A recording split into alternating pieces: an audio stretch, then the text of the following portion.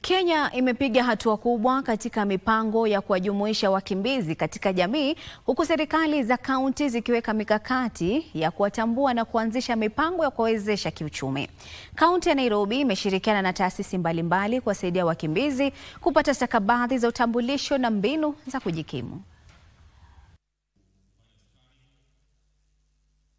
Serikali ya kaunti ya Nairobi inadhamiria kupanua wigo wa wakazi wanaochangia ukuaji wa jiji hili kwa kuwashirikisha wakimbizi wapatao 100,000 waliosajiliwa kwa lengo la kutumia ujuzi wao katika mipango yake. There is a need for the city to integrate them with the local population so that the local population can benefit from their presence here and the refugees can benefit from the services of the Nairobi County.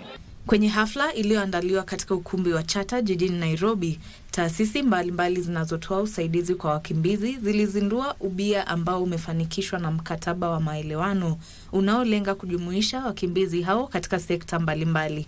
Today, Nairobi is home to over 100,000 refugees and asylum seekers, men and women and children who bring with them courage, skills, dreams. They are not numbers, they are our neighbors.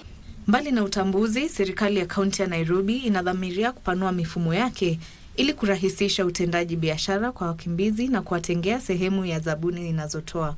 We will ensure that refugees have equitable access to healthcare, education and social protection.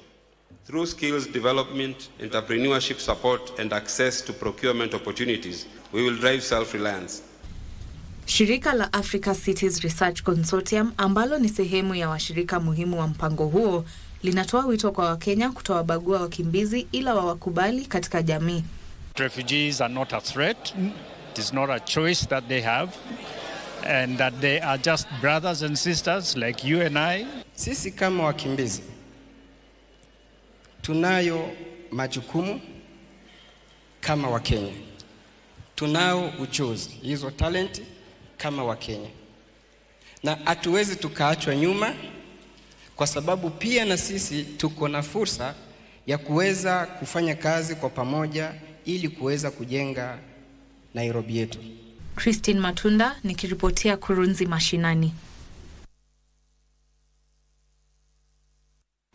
Katika makala yetu kuhusu Ifahamu China tunamwangazia mwalimu mmoja wa kijijini anavyosisimua